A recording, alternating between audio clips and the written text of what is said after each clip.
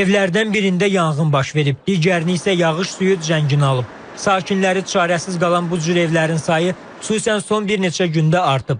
Evsiz qalan ailələrin yaşayışlarına davam etməsi üçün üzərlərinə böyük maddi yük düşüb. Halbuki belə hallarda daşınmaz əmlak sığortası hüquqi və maddi cəhətdən mülkiyyətçiyə xeyli kömək ola bilərdi. Burada elə evlər var ki, bizim öz evimizdən daş, kupçası yoxdur. Elə sadəcə qazdır, işıqdır, pis yox. Sabah bir dənə yanır, bir dənə dar küçətdə girmir evə, düzdür. Sultan yandı, elə sığorta elə olar ki, yaxşı olardı.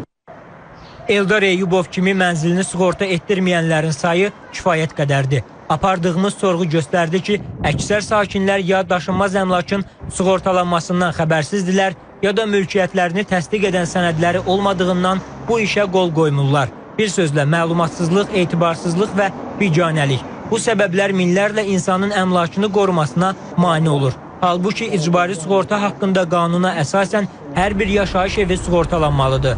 Bu sadəcə qanunun tələbi deyil, həm də dağılmış mülkü yenidən qurmaq üçün maddi dəstəkdir. Sözü gedən qanun 2011-ci ildən etibarən qüvvədə olsa da mütəxəssislər hesab edir ki, proses ləng gedir.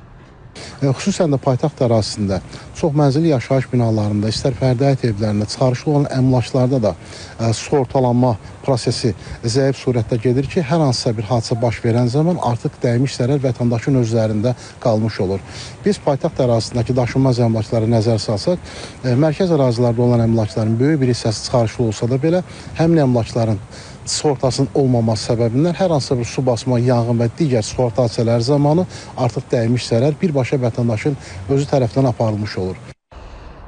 Elə buna görə də gələcəkdə baş verə biləcək arzu olunmaz hallarda dəymiş maddi zərərin qarşılanması üçün sığortaya müraciət olunması tövsiyə edilir. Əmlakın konstruktiv elementlərinə hər hansı zərər dəyərsə, icbari sığortalar üzrə təminat verilir. Bura daxildir yanğın hadisəsi, su basma və təbii fəlakətlər. Burada həm yaşayış, həm də qeyri-yaşayış sahələrinin sığortalanması nəzərdə tutulur.